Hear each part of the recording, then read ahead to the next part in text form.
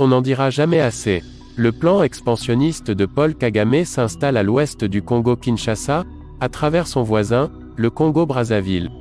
Le président de ce pays, à la fin de son mandat, est sommé par les États-Unis et la France de payer sa dette politique en leur retournant l'ascenseur, eux qui lui avaient permis de retourner aux affaires après avoir perdu son pouvoir à l'issue de la conférence nationale souveraine.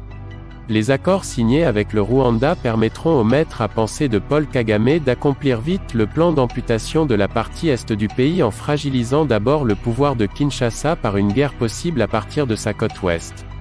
L'un de ces accords est la cession par Brazzaville à Kigali de 120 km² des terres à Maluku, sur la rive brazzavilloise.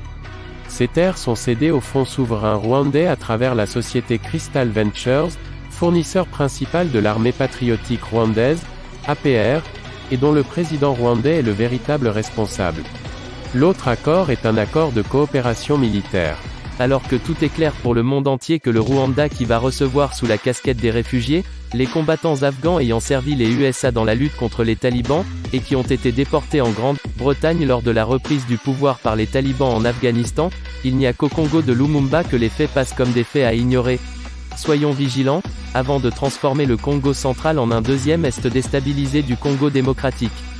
Les achats de conscience massifs, lors de l'élection du gouverneur du Congo central seraient le parachèvement de ce plan visant le contrôle de la porte de la République démocratique du Congo.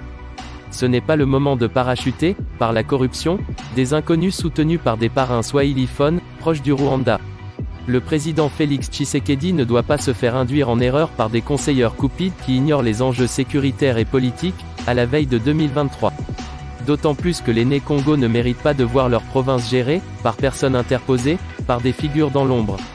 Les Né-Congo ont payé un lourd prix de résistance et ils méritent qu'enfin on développe leur province, certainement pas qu'on l'occupe par des parrains avides de prébendes et de pouvoir.